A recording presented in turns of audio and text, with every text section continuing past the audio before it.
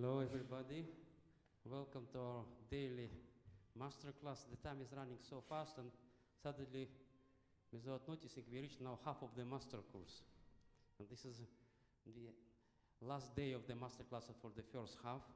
Thank you for coming, but before we start, please check your mobiles, okay? Or at least tune them on the first piece, A minor, okay? The choose key, A minor for your mobile. Otherwise, we're in trouble. No patience, okay?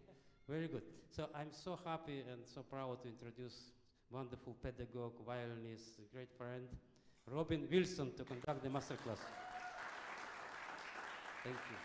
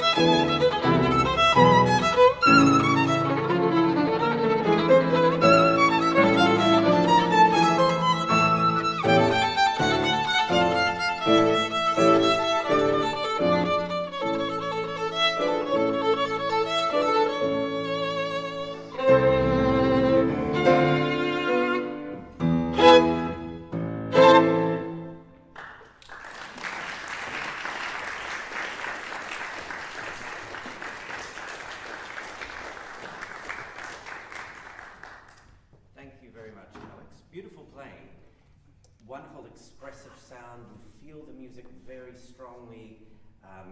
You're projecting a wonderful kind of emotional involvement in the music, which is fantastic. So I'd like to work on a few things. Obviously, with the instruction that Schumann gives us, with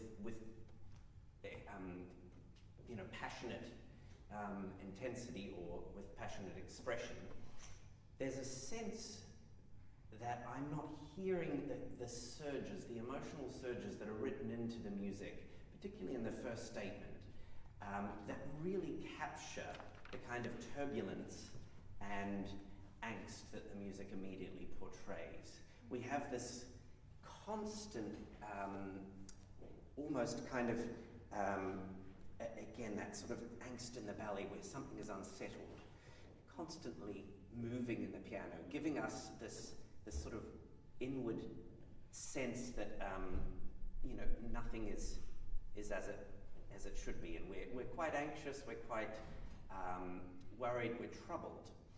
And immediately from the first bar, what would you say is the unusual feature, or the feature that immediately captures this kind of passionate intensity or expression? I don't know if I understood it, but the unusual thing for me is that it has to be super passionate and everything, but it's written piano. Mm-hmm. So that's quite contradictory. Absolutely, but piano, and then on the second beat, a weak beat of the bar, there's a sforzando immediately. Now I think you're very aware of that, I'm sure. But the actual sforzando is not coming out, and I think you can treat a lot of these dynamic markings to be far more kind of like emotional surges to these unexpected sforzandi, etc. So that's one thing. I think we can actually find something that's more frightening and slightly more arresting in the opening. The second thing is he repeats material a lot in this movement, and he often gives the statement twice. The second time he leads us somewhere else.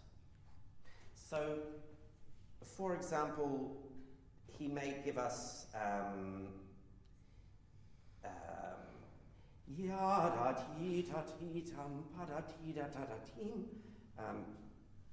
oh no, that's not what I meant. I mean yam bum bum ti da da di da ti da di da, and we go somewhere else. Sometimes the line is even longer. Ya da da da da da di da di da, ya da da da da di da di da di da tim. When you play these repeated lines, they're often the same. You often actually don't quite sustain enough or give us enough intensity to that second statement. So I feel often that I'm wanting just more intensity and direction in the phrase that we're not quite getting. And there are other times in the movement where I feel you get a little stuck in the boa, where we need to kind of open out into something that has more kind of spine and something like, and you're a little, so you're working quite hard, but the gesture is not free enough in the boa. So we want to always remember, in Feldenkrais there's a wonderful saying, hard work is a job badly done. So we want to always try to find this openness and this freedom. So let's go from the beginning and see if we can find the piano, as you say, but an arresting piano. So from the very beginning of the note, there's a sense of unsettled quality, in almost a nervousness in the sound. So make sure your vibrato's working. Let your breath lead, let your inner breath lead your bow. So I would breathe before, and the actual start of the note is on the out breath. Not, which is often people say breathe, but then we're already stuck. So let your breath lead your bow and find immediately, if you find that perhaps let your vibrato, if you can have a faster vibrato speed at the beginning, you could now have a slightly slower speed, but a width still.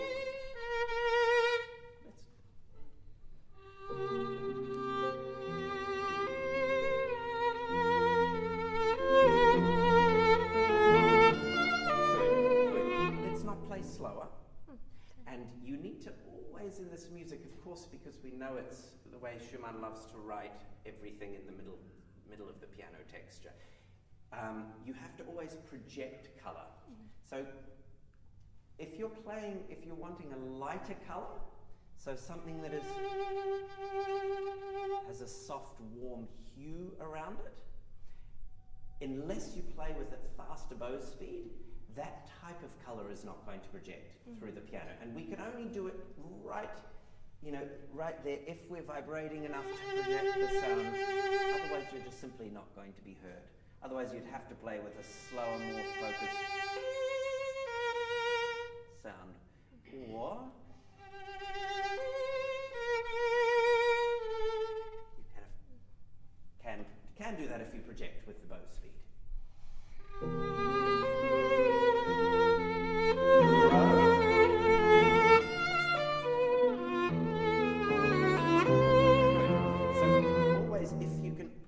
Be feeling where the surge or where that flow happens and where the ebb happens, and use the bow speed in the vibrato to try to capture that. So ya ti da ta. Now we have a flow. Ya da ti da ta da da ti ta ti ta ti ta ta ta tim. Rather than everything feeling as though it's a predictable sense of pulse. So if we're feeling anxious, like Schumann, certainly in 1851, was not doing too well all the time. I mean, he hadn't jumped off the bridge yet, but he was certainly showing signs of more mental instability.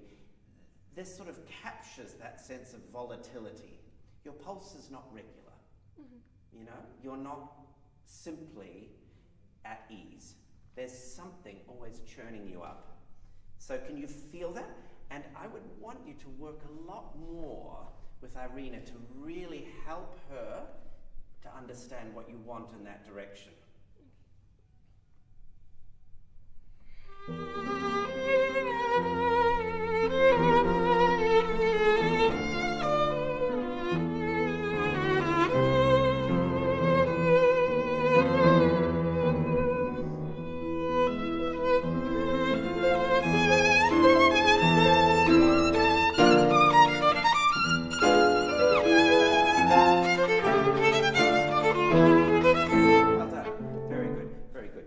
Just be aware this has to be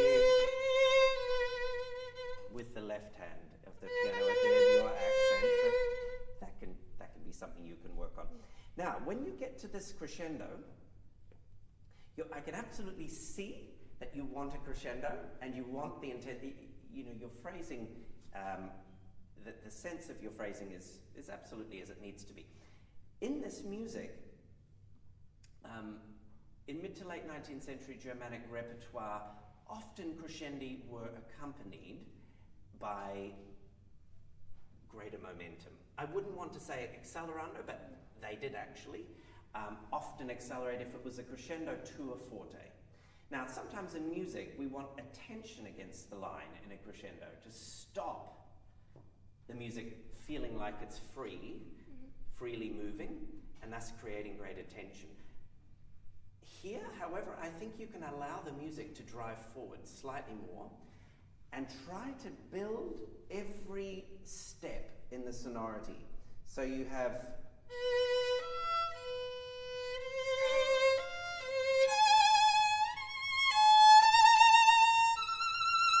and those notes, every time we're up a step, you're actually getting more sound.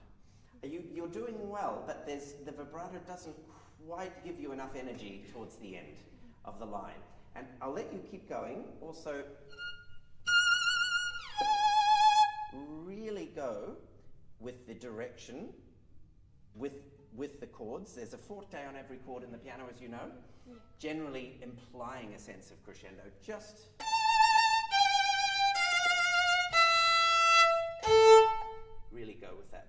even more. Okay, so could we go ya-dee-dee?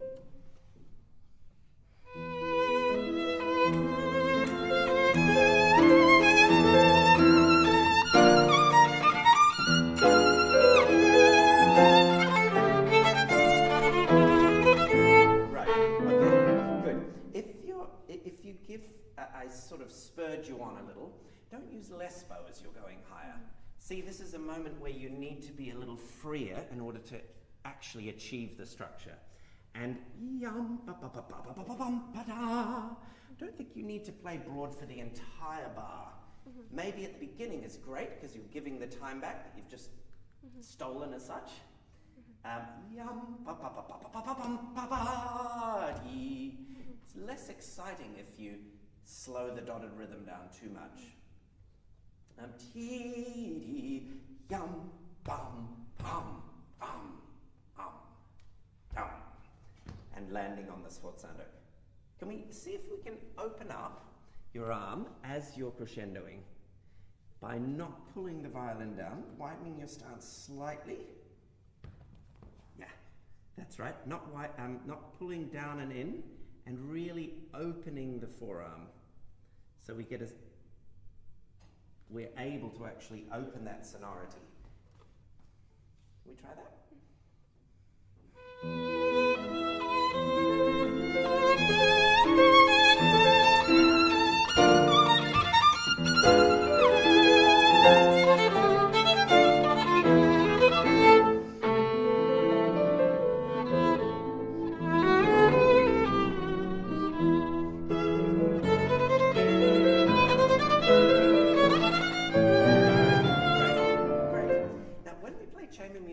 Chamber music effectively is all about reaction, which is what conversation is. You say something to me, I react.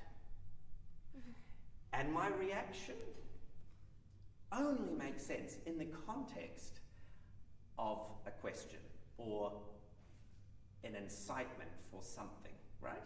So rather than, when you're playing with Irina here, rather than think he, pa pa pa pa pa pa pi, dee da da da da da, can you play the semiquavers to the sforzandi as a reaction to what Irina's just played, and the conversation heats da da da da da dee da dee dee da da da da dee da da da da da da da da dee da dee, until we finally arrive at D minor. So much more of this kind of sense that you're playing off of. It's an antagonism that's absolutely essential in this music. So how about from bum bee?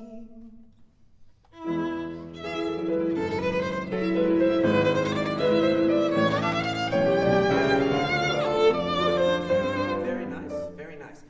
Let's make sure though, just because you're at the tip of the bow on the third set, that you're not necessarily weaker. I can see that you're absolutely intending to build the line, but it's not quite coming out yet. So you're sort of dreaming it, unfortunately, but it's not quite evident in the sound. So, and then broaden with the arm on. Yeah. So you really have to have. That's right. Open that forearm even more. Freely open. Absolutely.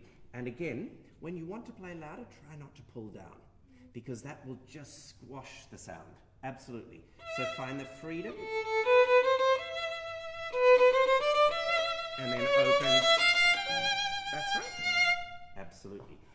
Even greater sense of urgency. Ta-da-da-da-da-da-tee. And playing off. And then ya-da-da-da-da-da-tee. What you want at the top is to hold that resolution. Right? Yeah. That's going to make it sound more expressive. Delay our gratification, so we at least have the sense of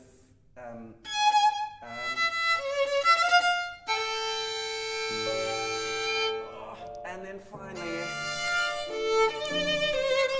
yeah. All right.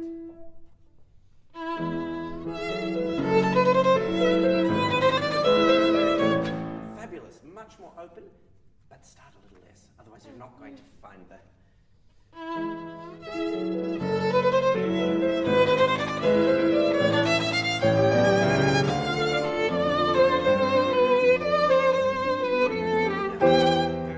So we have something that is unshackled. In other words, we need to feel the satisfaction of finally singing through the phrase here. Can you really get to the heel and allow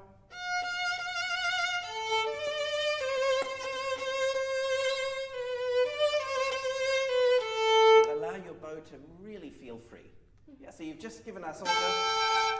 I would want a little more sforzandi in the previous, but Okay. should we try it once more? Yeah. Yeah.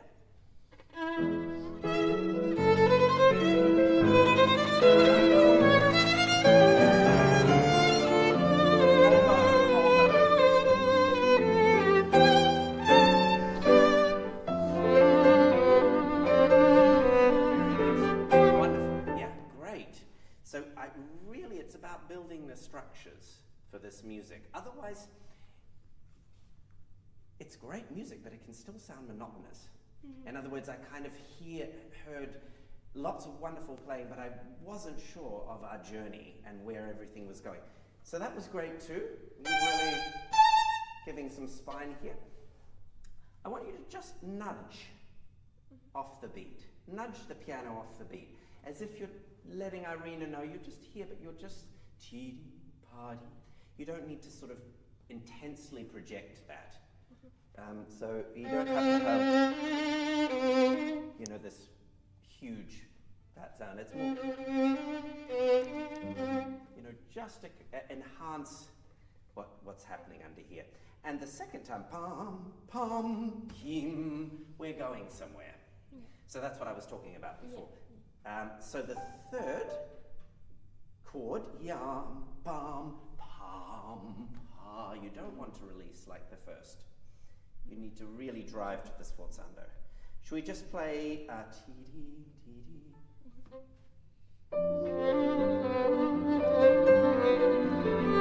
Great. Yeah. Even if you accompany, you're never passive, so we have to hear you. So that's probably now, I'm struggling, I expect they're struggling to actually hear. So just a little more contact. Yeah?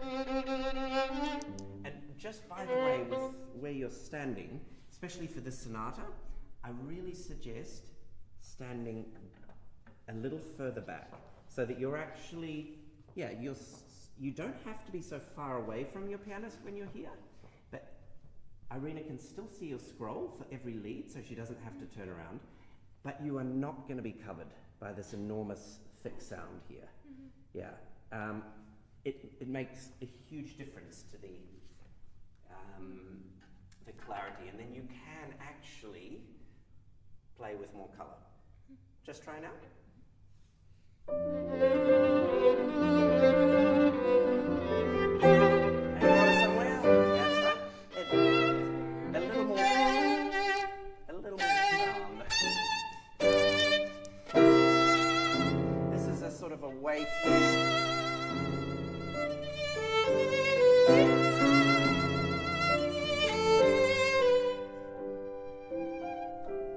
Without so much slowing before the subito piano. So let's try again.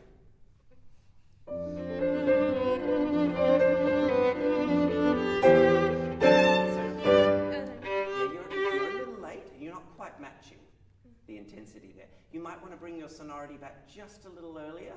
Ti-di-da-din-tim.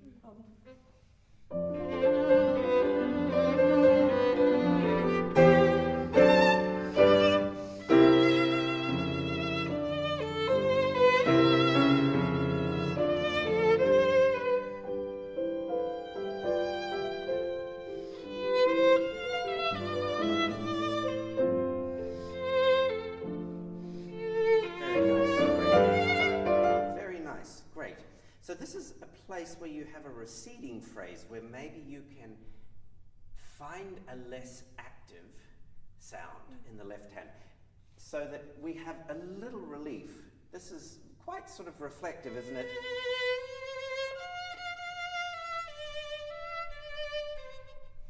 That quality there. different from the intensity of the opening, or even from anything here, from the intensity we have in the other phrases. So again, find a sound that I would say is much more tender. This clara, clara. It's very tender, this moment. So can you just go from the maybe the subito piano?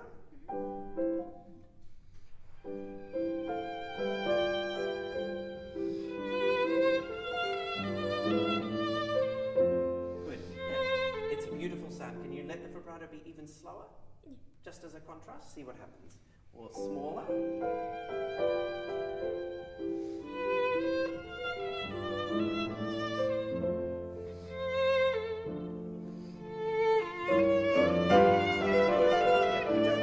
Very nice, very nice. You can experiment with that. It's just about degrees of energy.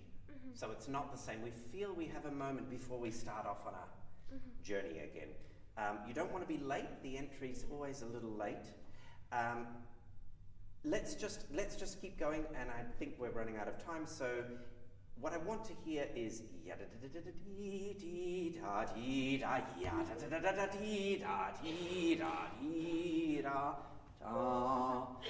again, two statements. The second one goes somewhere, has to be more intense. We'll do that, and then we might have to stop.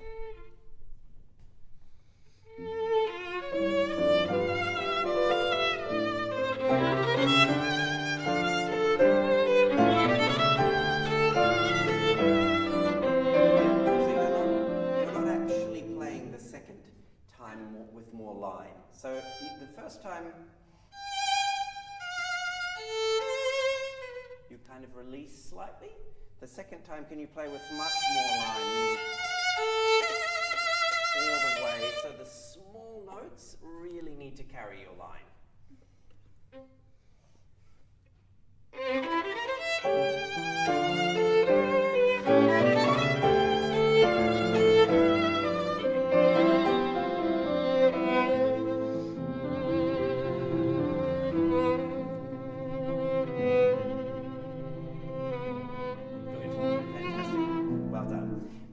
Going to say in the development is when you have the little semiquavers, even when they're piano, they need to, again, they need a sense of active turbulence. They've got to sound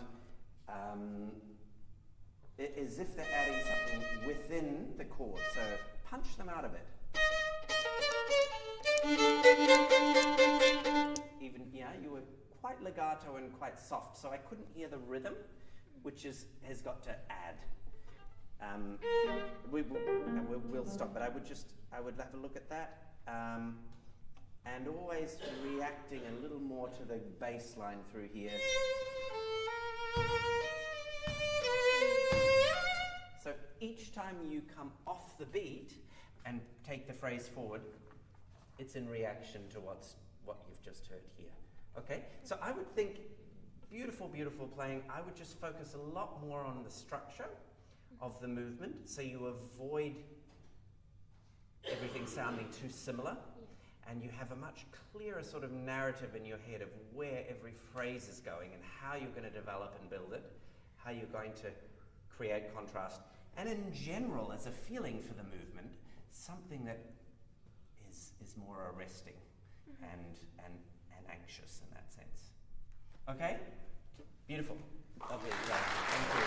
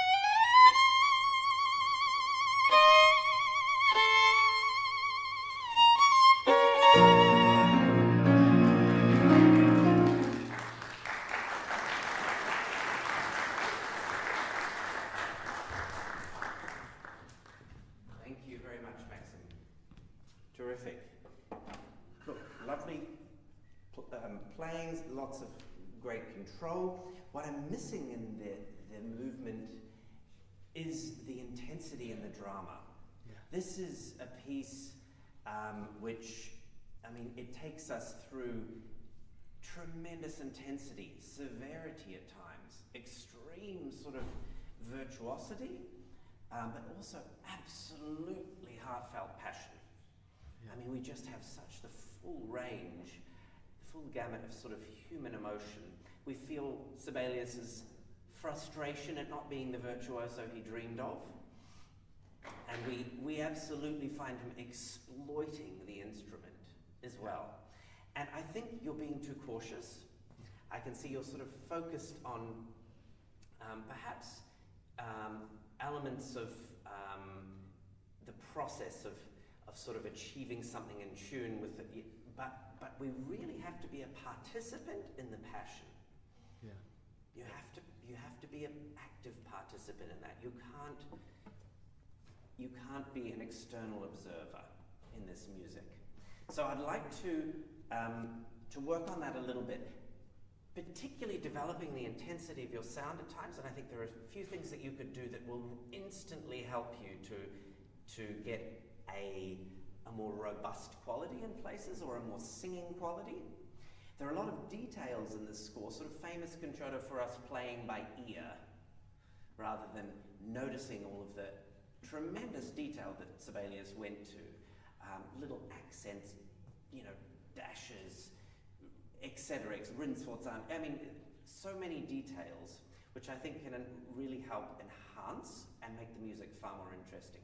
And then a lot of structural things that you actually need, again, to sort of understand where the music is going and not let the line sag. Otherwise you don't take us with you on the journey. So let's have a look at these aspects. I don't want to get too bogged down in the opening because one can spend so long in the opening. But what I didn't get through the opening section was a sense of the sound gradually developing and growing, with obvious landscape in between. I think you need to have, you've probably got a concept. Everyone has a concept. I hope you have an image or a concept of the opening. What are you after? What do you feel as the protagonist in this piece? Yeah. What do you feel? What's your concept of this beginning? Yes, it's interesting because you have that basis from the orchestra, that this atmosphere already, and then with the mezzo forte and espressivo, already quite an intensive, actually. Yeah, absolutely. So whether or not you want to think of this and your dissonance being an immediate kind of expressive quality in the music, I would say if you could just feel that more strongly, again, from the very beginning, feel that your first note vibrate a little sooner.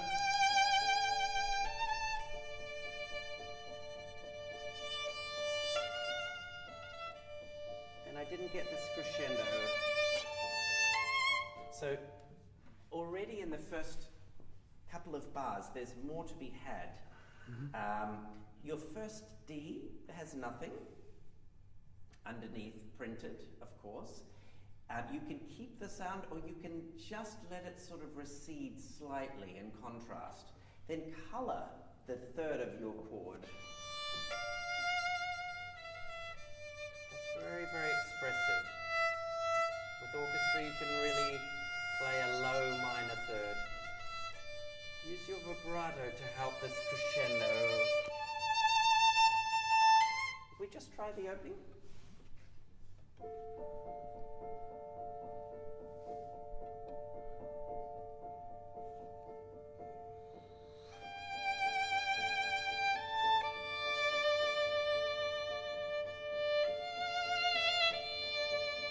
Very good. Fantastic.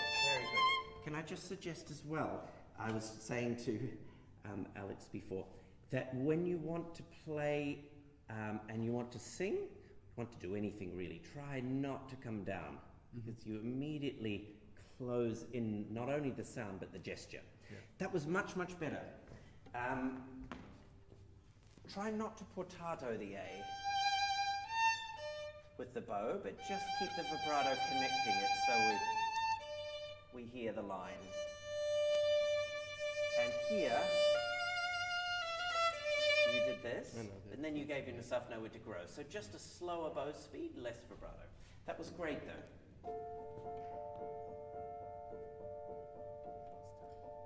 Whenever you liked. Good. So vibrate, remember you've got to feel the voice entering. I think of this as like, if you want to, you get a Finnish landscape, expansive, icy, whatever, unchanging, frozen.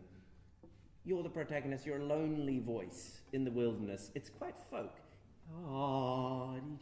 Whatever you like, but you need to sing immediately, not creep in. Yeah? So out breath, vibrate before the bow touches. Yeah. Yeah.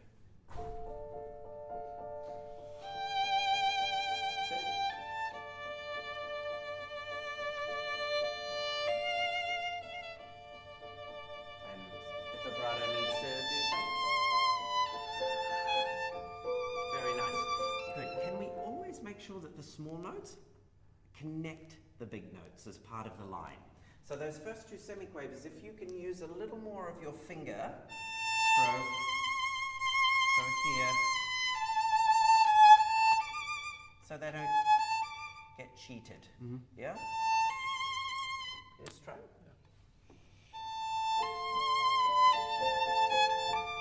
Good. And here, keep going to the clarinet. Yeah. Okay, so don't let the line go, because you have to come in here to take us all the way to that theme which we hear. One more time. Same thing.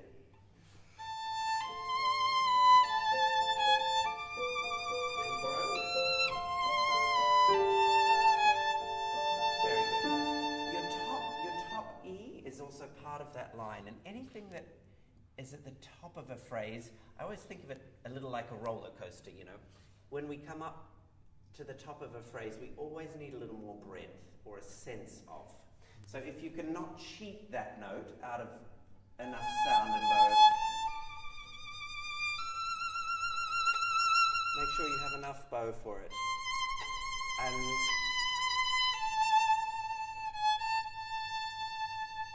just letting that decay after. One last time.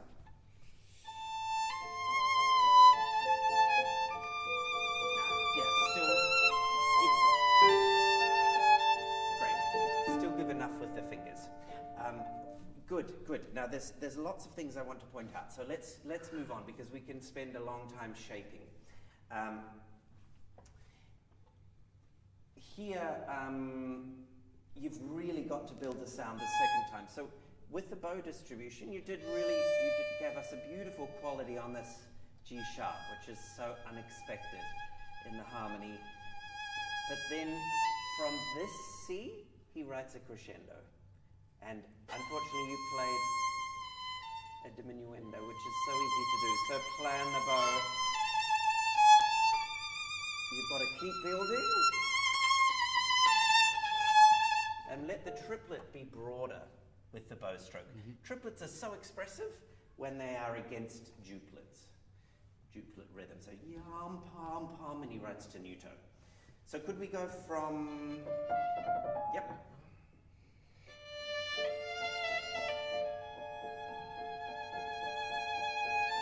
Grow with the bow and the vibrato. Keep going. And need vibrato in every note.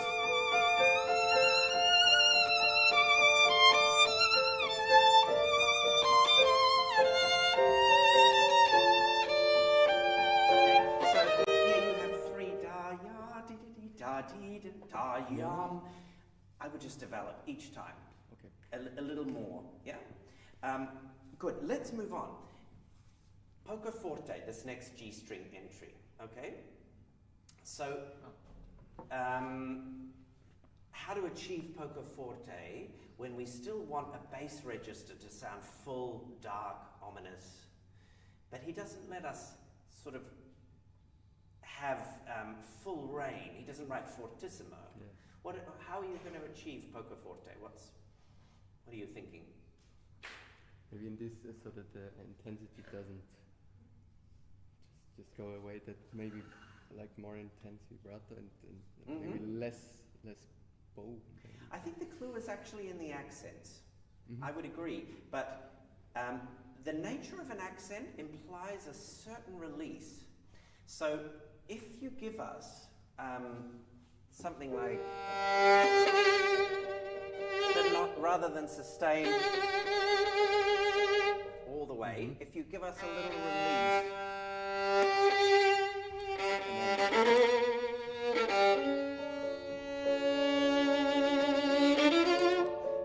we get a sense that the music is like sort of unfurled energy. It's crouched energy, and it's waiting to unfurl. Yam pam pi to hear.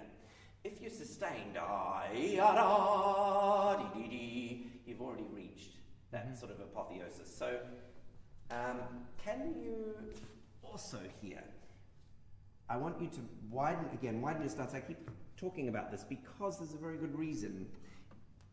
If we want to transfer weight of our arm into the contact point, we need to have that support underneath our arm. So if I'm standing with feet close together and I take my arm far away from my body, it's extremely hard to transfer weight. You'll feel the difference. Like if you just try to play with your feet together, do that. And then play at the tip. You know, you feel weak. Yeah. Now take a step out, you feel as though you can transfer. Yeah, it's super important. And then the support for your sound needs to be in the opposite direction of your bow. Yeah, so you played this section, I'm not exaggerating, right sort of down here. So all of the support of your sound was lost and you used hardly any bow. Okay. So you need to look bold, yeah?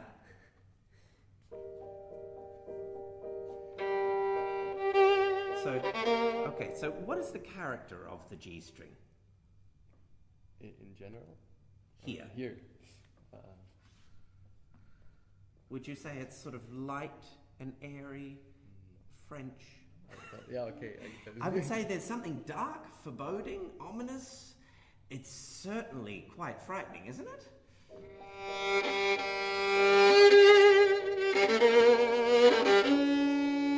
You know, there's something quite marauding. It's like, something is coming up from the depths. So can you bow on the C string, not the G string? So imagine we're playing a viola, there's one extra string. So you must bow on the other side of the G string if you want a really full sound. That's it. And really bow under the string. Don't bow on the surface. Find the depth. Really get, that's right.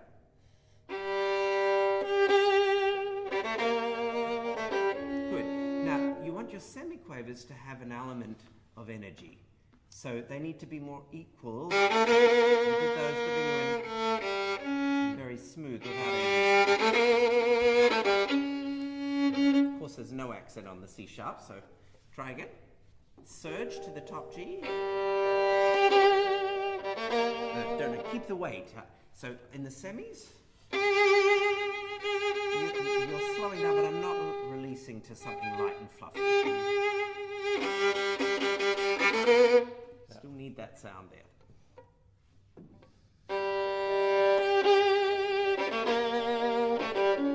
You backed off the semis. Let them ta-da-dee, ta-da-dee. Yeah, keep the energy.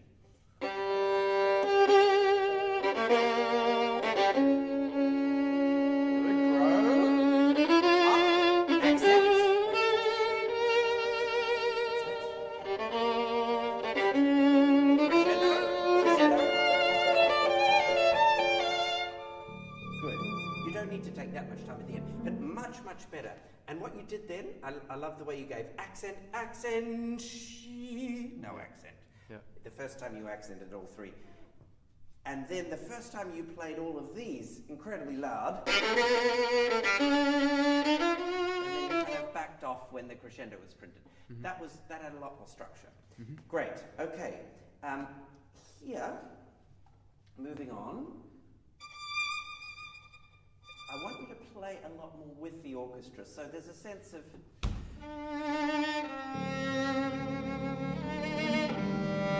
And then give us a sforzando at the top. You didn't really do anything.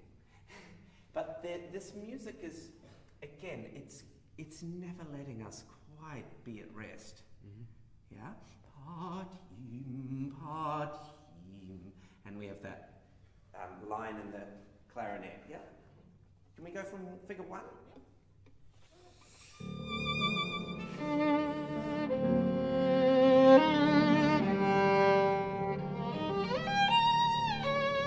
Good. So the sforzando is on the top. Sforzando means what? I think it's for the whole bar. I think weight for the whole bar. Great. Yeah. Sforzando can apply to more than one note, but it's definitely a feeling of that weightiness. Yeah, absolutely. But I wouldn't make the C sharp more than the top B flat. Okay. You know, now that's difficult because we're on the A string up the top. So again, don't sabotage yourself by being here, hunched. Yeah.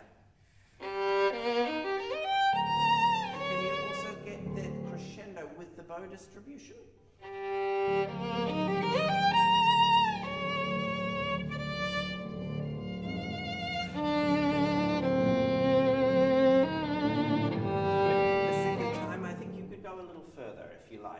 So the first time you played to me today, both of these were very loud. The first time. Save something, and then the second time we're going somewhere because we're going all the way to the top. So you could save something and give us more the second time. Let's keep going because there's still more things I wanted to point out. This next section, sorry? Yeah, this next section, again, it's all about building the structure to a point where he finally reaches crescendo molto fortissimo up to your top, screaming, and then reaction in the orchestra. Now, if you don't really build this structure, we don't get that sort of searing, white-hot intensity that I was talking about, yeah? There's a few things I think which are really important in this score that help us achieve this. The first of these diminuendi that you see after the, on these minims. Often people don't do them. What do they mean? You know, do they actually mean to get softer? It's hard to know, but I would take the first diminuendi sign, forte diminuendi, to just, again, not give everything yet through the note. So if you imagine a kind of sense of excitement, you know when you're kind of fencing and you kind of lunge at someone and it gives them a fright, but you're not actually staying there yet. You haven't gone in for the final. So the first time here,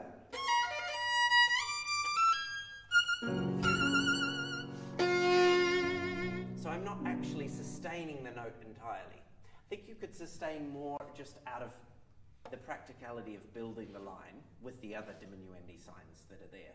But with those first minims, try this, yeah? And then you really do need to keep the contact. There, you just won't be heard otherwise. So, can we just try from there?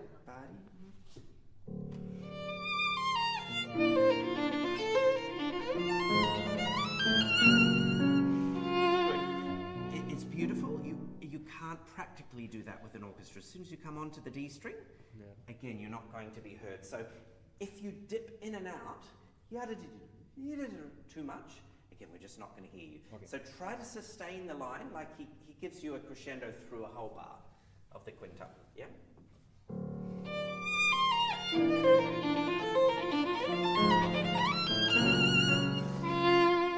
Good. Yeah, it's never fluffy. So when I'm saying not to sustain the sound, keep the sound super focused. Okay. Yep. So just slow the bow, but don't lighten the bow. Okay. Just slow it. See, still got incredible contact. You can just. Yeah, just you can just go from there. Yeah.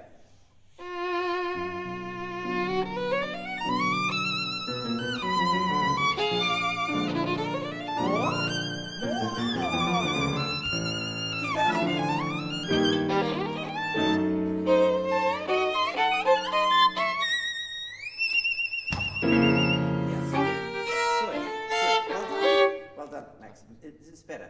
I think if you can keep the short notes when you're here,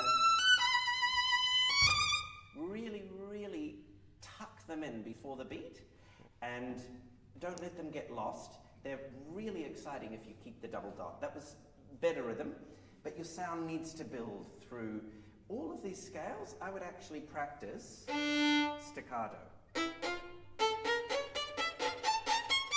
It's a great way of finding the contact on every note and also getting your bow distribution. I won't make you do it now because we have run out of time, goodness.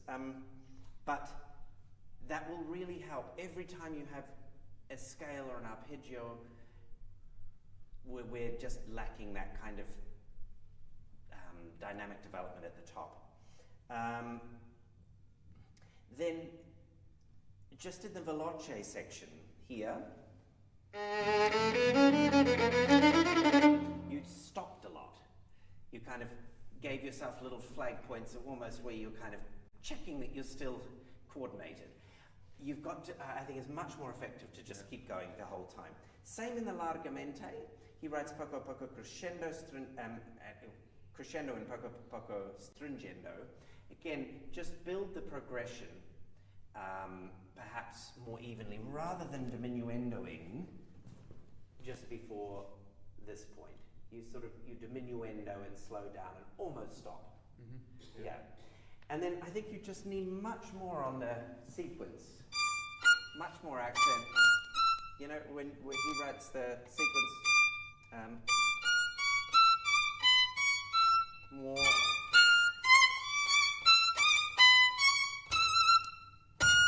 Changing, yeah? I think just a lot more accent there.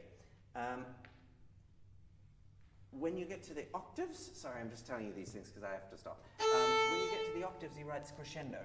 You can only crescendo if you use more bow. Pia, pia, da, da, dee, da, da, da, dee, da, da, da, dee, da, da, da, da. So you used a tiny amount of bow at the tip, for the whole scale. So use more bow. And then all I was going to suggest in the second subject is that the orchestration is just luscious and full, and no matter how tenderly you feel it, you have to project, otherwise you'll be absolutely drowned. I mean, soloists have an issue here, even if they're on a great Strat or Del Gesù. So I think you were playing just far too sort of small scale with the bow. You can really open up, vibrate, open up, and try to get a lot more sonority there. Also play the upper string in your sixths louder to balance the harmonic, the relationship of that. And then the other thing I was wanting to point out is you do a huge ritenuto through this section. So the accents, and then the ritenuto is already slower. And each time you're getting slower until we've almost ground to a halt. You know, that's almost ground to a halt. I think it's much more effective if you can preserve the structure and not writ where he doesn't actually write. And then with the pizzicato in the orchestra, and you get this, just keep the line going.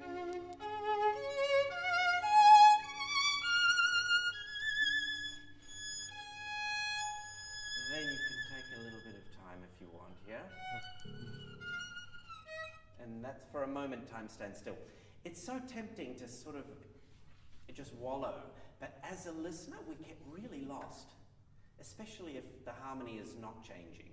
Yeah. You know, if the harmony is the same and you're taking all this time, it's like the music has kind of just died. It's gone, it's, you know, it's at a standstill. So be really careful of that. I would really go back and just have a look in the score, zoom out, try to see the bigger picture of what you're doing, so that you, but at the same time, you know, notice and take heed of all the detail.